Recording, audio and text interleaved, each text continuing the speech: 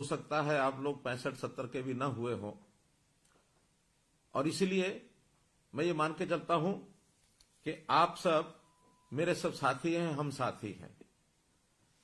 आप लोगों की आयु 60 वर्ष हुई इससे पहले आप निश्चित रूप से एक परिवार का पालन पोषण जब कर रहे थे तो आपके ऊपर जिम्मेवारियां थी, आप निभा रहे थे।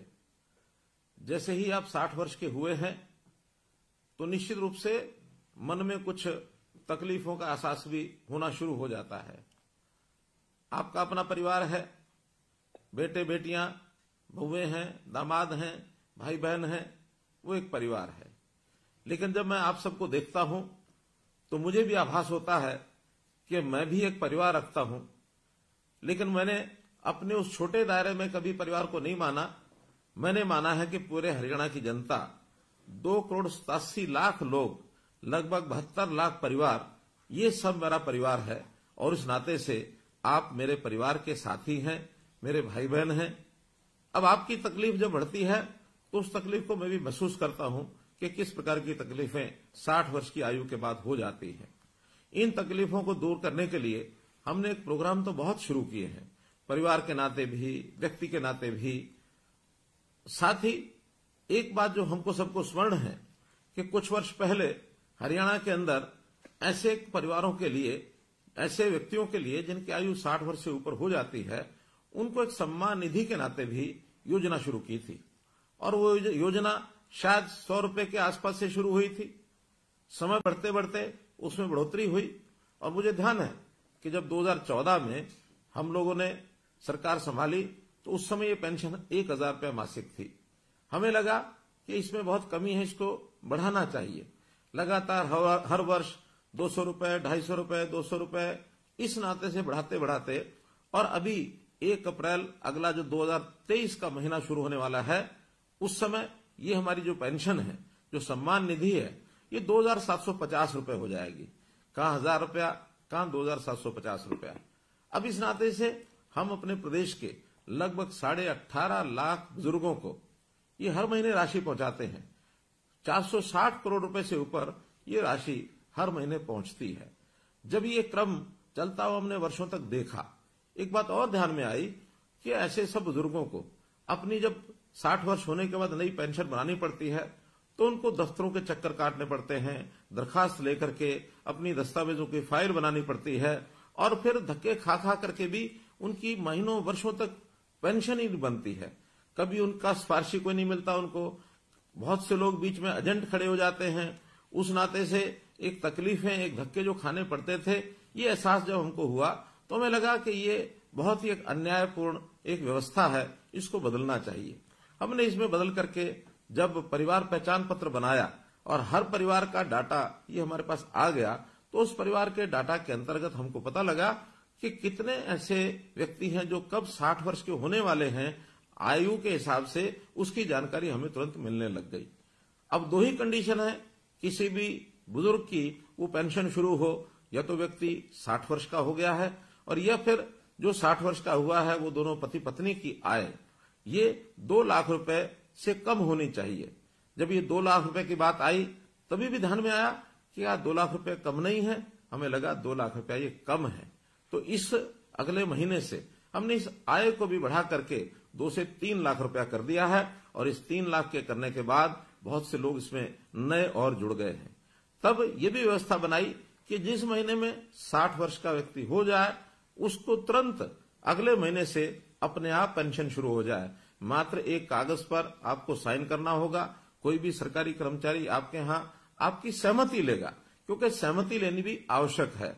बहुत लोगों ने ऐसे भी जो हमको मिले हैं जिन्होंने कहा था शुरू में जब व्यवस्था शुरू हुई कि हमको तो पेंशन की जरूरत नहीं है, इसलिए हम कहेंगे तो ही तो पेंशन देनी होगी। इस नाते से हमको ये भी लगा कि ऐसे बहुत से लोग हैं जो शायद ऐसे अवस्था के बाद भी उनको लगता है कि इस पेंशन का सरकार के ऊपर बोझ न डाला जाए, तो अपनी असहमति भी प्रकट करते हैं। उसी में से व्यवस्था निकली कि एक बार 60 वर्ष का होते ही एक सहमति पत्र पर हस्ताक्षर जरूर लेने चाहिए। तो हमने लेने शुरू किए हैं।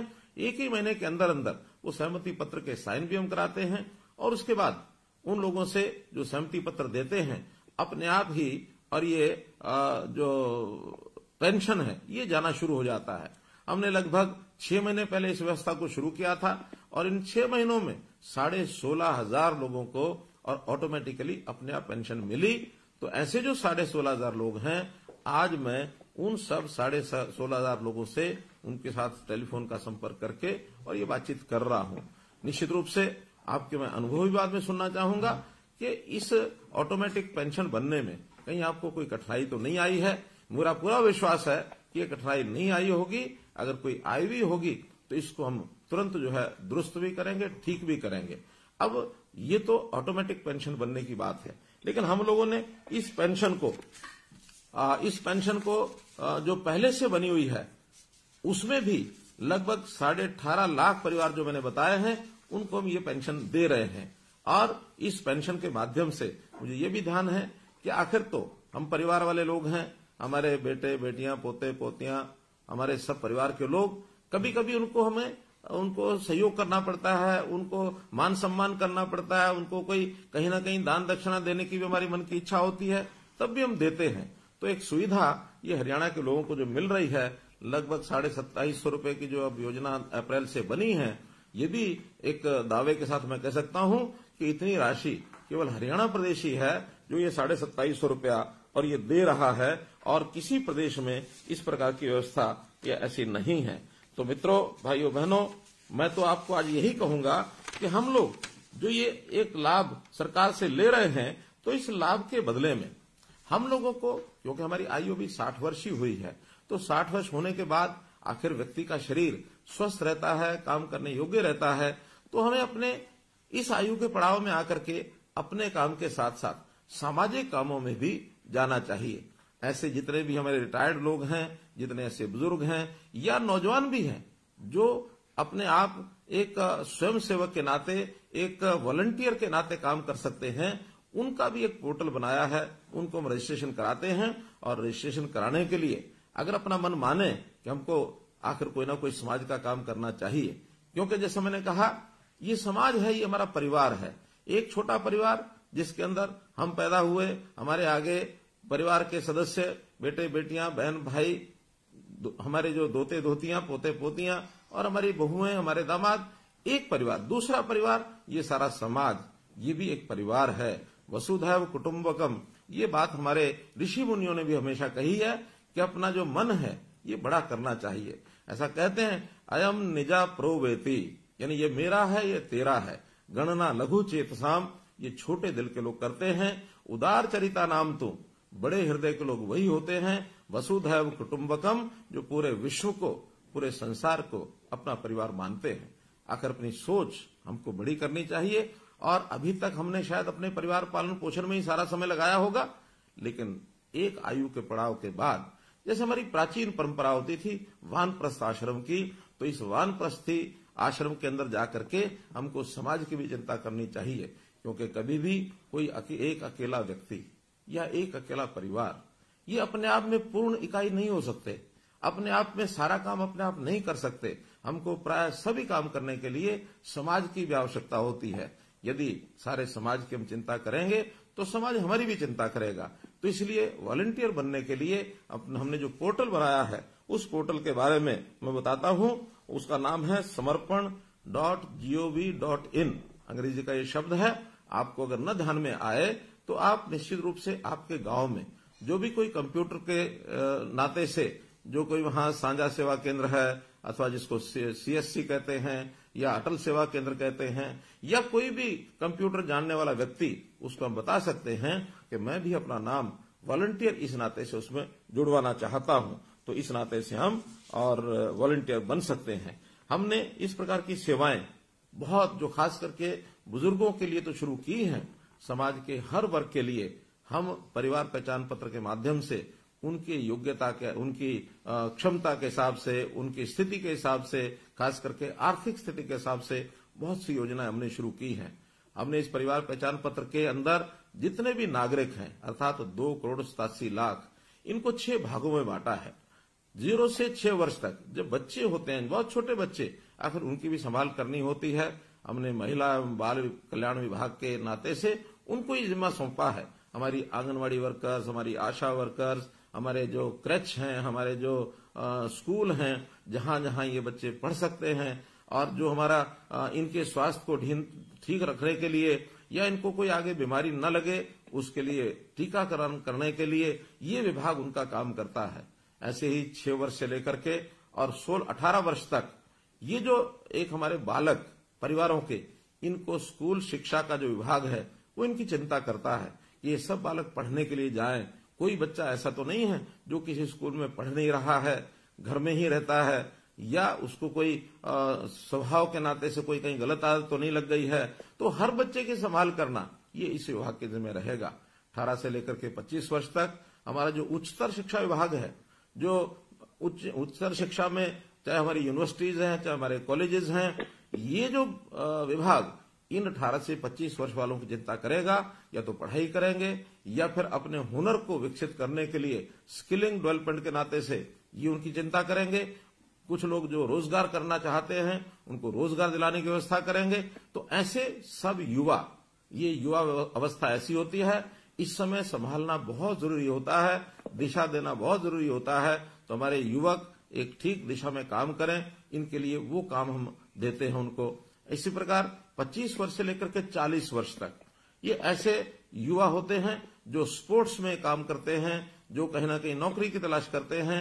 तो इस नाते से इनके युवकों की गतिविधियों में ये भाग लें और हर किसी को अपने परिवार पालन के अंदर सहयोग करने के नाते रोजगार प्राप्त हो, ये काम हम उसके लिए भी करते हैं। ये भी हमारा जो यूथ अफेयर्स जो डिपार्टमेंट है, ये जो और स्पोर्ट्स डिपार्टमेंट है, वो लोग इनका पूरा ध्यान रखेंगे। इसी प्रकार 40 से 60 वर्ष तक का रेवेन्यू डिपार्टमेंट हमारा है, क्योंकि ये प्राय सब लोग अपने काम में लग जाते हैं। कोई छोटा काम करे, बड़ा काम करे, नौकरी करे, दुकान करे, उद्योग करे, इन सब के जिम्मे अपने परिवार का पालन पोषण होता है। इनको किसी प्रकार की कठिनाई न आए, ये भी काम उनके जिम्मे लगाया जाता है। तो सब लोग इस नाते से और व्यस्त रहें, सबको एक प्रकार से परिवार पालन के अंदर पूरा अवसर मिले। तो इस प्रकार 60 साल तक और 60 साल से ऊपर की आयु के वर्ग के लोग, जिसमें हम शामिल हुए हैं, ऐसे सब लोगों के लिए जो हमारा सेवा विभाग है, सेवा विभाग के जिम्मे ये लगाया है कि 60 वर्ष से लेकर और जितने वर्ष तक की आयु प्रभु ने हमको दी है, उस वर्ष तक सबकी संभाल ये सब करें। विशेष तौर पर इन सब वर्गों के लिए स्वास्थ्य का विषय ऐसा है जो हर किसी के ऊपर लागू होता है कि स्वास्थ्य ठीक रहे, व्यक्ति स्वस्थ रहे, तंदुरुस्त रहे, और अगर कहीं अस्वस्थ होता है, बीमार होता है, तो उसका इलाज ठीक हो जाए। इलाज ठीक करने के नाते हमारे देश के प्रधानमंत्री विशेष तौर पर बहुत चिंतित है। गरीब परिवारों के लिए उनकी चिंता है कि कहीं ऐसा ना हो कोई गरीब परिवार किसी के इलाज कराने में इतना खर्च कर बैठे कि परिवार जो है वो कहीं उसकी कमर न टूट जाए, क्योंकि गरीब परिवारों को लाखों रुपए का इलाज का खर्च देना ये संभव नहीं है। इस नाते से उन्होंने हर गरीब परिवार के लिए 5 लाख रुपए तक का ये जो स्वास्थ्य बीमा है ये लागू कराया है आयुष्मान भारत के नाते।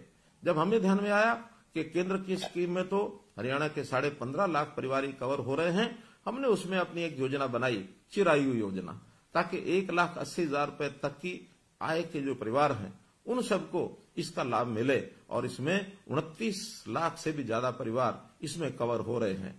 अब हमको ध्यान में आया आखिर 1,80 भी बहुत आय ऐसी है जिसमें शायद इससे ऊपर के लोगों को भी कठिनाई आएगी।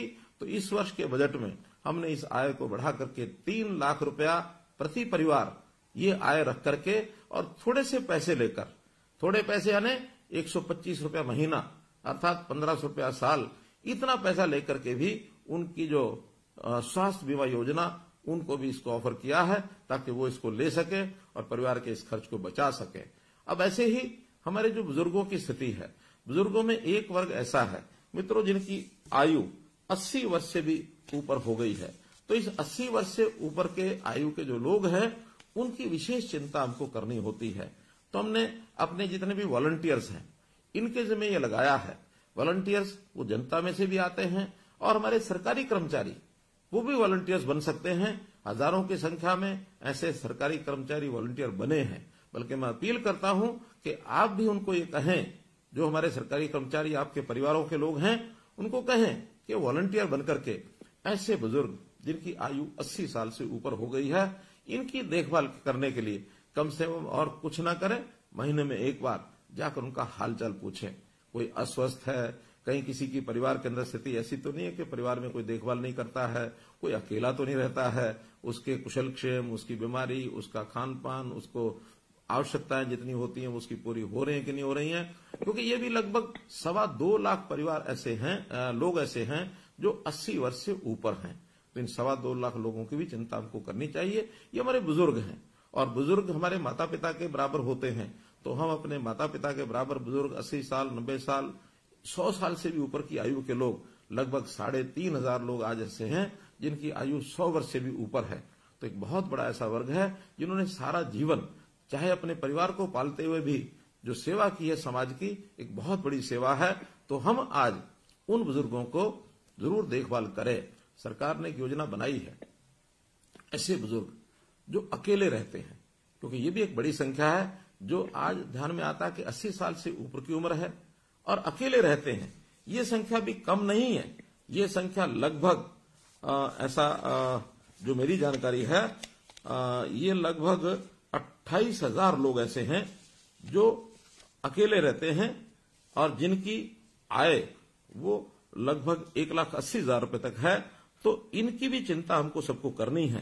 तो ऐसे परिवारों को जो अकेले अकेले हैं, उनका बहुत मुश्किल है उनको अपने जीवन यापन करना, उनको परिवार की सहायता नहीं मिल रही है, या कई बार पारिवारिक छोटे मोटे विवाद होते हैं, उसके कारण से माता पिता को कई बार बच्चे भी दूर कर देते हैं, जो एक बहुत अच्छी बात नहीं है। बहुत इसको हमको संभालने की आवश्यकता है कि जिस परिवार को पाला पोसा बुजुर्ग ने, वो बच्चे उन परिवारों बुजुर्गों की जरूर उसकी देखभाल रखें, उनकी चिंता करें।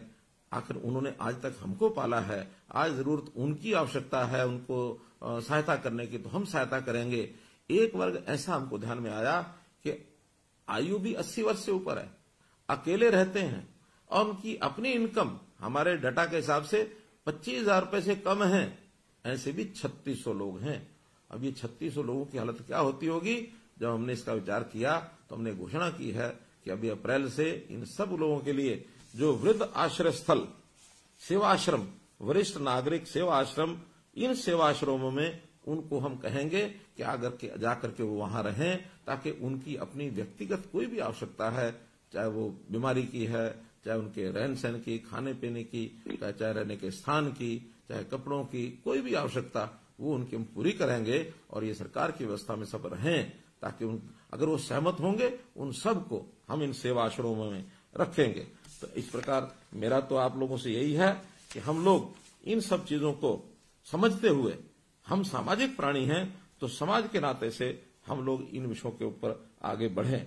एक विषय जरूर मैं ध्यान कराना चाहूंगा कि बहुत लोग ऐसे भी हैं छोटे मोटे लालच के कारण से, कई बार तो वो परिवार के अंदर रहते हैं, फिर भी उनको लगता है शायद अलग फैमिली, अलग परिवार, इसका हम रजिस्ट्रेशन कराएंगे तो कोई लाभ हो सकता है, और उस छोटे लाभ के कारण से वो अपना रजिस्ट्रेशन अलग से करा लेते हैं। अब बड़ी हैरानी की बात है कि हमारे यहाँ अलग सिंगल फैमिली मेंबर जो परिवार जो ऐसे गिने हैं, वो लगभग 28,000 जैसे मैंने बताया है। ये 28,000 लोग 80 वर्ष से ऊपर के हैं जिन्होंने सिंगल फैमिली मेंबर अपने को कराया है। और जो सब मेंबर्स को लगा लिया जाए, यानी सिंगल मेंबर फैमिली आयु का ध्यान न रखे, तो ये लगभग 2.5 लाख से भी ऊपर हैं। तो इन सब लोगों को भी जरूर ध्यान करना चाहिए कि अगर हम सिंगल मेंबर फैमिली हैं, हमारी कोई और सहायता नहीं करता, हम अकेले रहते हैं किन्हीं भी कारणों से, तब तो ठीक है। अन्यथा परिवार में रहते हुए सिंगल मेंबर फैमिली इसका रजिस्ट्रेशन न कराएं, क्योंकि इनकी सबकी जांच तो होती ही है। आखिर कोई भी काम बिना जांच के वो आगे बढ़ने वाला नहीं है, इसलिए उस जांच करके ही हम चीजों को आगे बढ़ाएंगे। और कहीं ऐसा न हो कि आज अपने आप को आपने सिंगल मेंबर फैमिली रजिस्टर कराया है और कल को जांच में बात सत्य न पाई जाए, हमारा मेंबरशिप परिवार की वो समाप्त होकर के हमको वापस उसी मेंबर में जाना पड़े। ये कोई अच्छी बात नहीं है। आज ही हम लोग अपने आप को संभाल करके जो तथ्य हैं, जो उचित बातें हैं, उनको अगर हम दर्ज करेंगे तो मैं आपको विश्वास दिलाता हूं कि कोई गरीब परिवार है, उसकी हर प्रकार की चिंता, राशन कार्ड के नाते से ऑटोमेटिक राशन बनते हैं, राशन कार्ड बनते हैं, अब उसके लिए कहीं जाना नहीं पड़ता है। इसी प्रकार अगर किसी परिवार के सिर पर छत नहीं है, प्रधानमंत्री आवास योजना के अंतर्गत उनको मकान मिलता है। कोई व्यक्ति बीमार होता है तो उसको आयुष्मान के नाते या चिरायु योजना के नाते 5 लाख रुपए तक उसकी बीमा की भी चिंता हम करते हैं, उनके बच्चों की पढ़ाई की भी हम चिंता करते हैं, और तो और कोई व्यक्ति आगे चल करके भी बीमार न हो, उनकी स्वास्थ्य की जांच करने के लिए भी हमने एक योजना बनाई है, निरोगी योजना। अर्थात इसमें भी हर वर्ष या 2 वर्ष में कम से कम हर बार एक व्यक्ति का एक बार उसका स्वास्थ्य जांच जरूर हो, इसके लिए भी निरोगी योजना बनाई गई है। हमारे जितने भी सीएचसीज हैं, पीएचसीज हैं, हॉस्पिटल्स हैं, और अब तो हम इस काम में प्राइवेट जो अस्पताल हैं उनकी व्यवस्था भी कर रहे हैं, ईएसआई अस्पताल उनकी व्यवस्था को भी इसमें जोड़ा गया है, ताकि हर व्यक्ति का 25 तरह के जो टेस्ट हैं 2 साल में एक बार उसका जरूर हो जाए। अगर कोई छोटी बड़ी बीमारी मानो शरीर में पड़ी है, हमको पता ही नहीं लगता है, कहीं आगे चल करके वो भयंकर रूप ले, इससे पहले ही संभल जाए, और संभल करके उसकी छोटे मोटे की इलाज की जो बातें हैं उसको हम और अभी से कर पाए, व्यक्ति बीमार न हो, इसके लिए भी हमने जो है आयुष विभाग को सक्रिय किया है, ताकि हमारा रहन सहन, खान पान, हमारा शारीरिक व्यायाम, खेलकूद, इसकी ओर भी हमारे लोग जो हैं वो आगे बढ़ें, ताकि आखिर तो बीमार ही क्यों हो, बीमार न हो, इसके बहुत लाभ हैं। बीमार होने के बाद इलाज तो कराने के लिए खर्च होगा ही होगा, हमारा समय बर्बाद होगा, हम काम करने से भी गए। मानो अगर 1 महीना इलाज के लिए हमको लगाना पड़ता है, तो 1 महीना आखिर काम का जो नुकसान है, हमारा अपना भी नुकसान है, परिवार का भी है, देश का भी है। इसलिए स्वस्थ रहें, अस्वस्थ न हो, इस पर भी हम पूरी योजनाएं बना रहे हैं। तो मित्रों, आज जो है इस नाते से मैंने उन्हीं बंधुओं से बातचीत की है जिन लोगों की पेंशन की नई योजना बनाई हमने, ओल्ड एज पेंशन, वृद्ध अवस्था पेंशन, इसके नाते जिनको ऑटोमेटिकली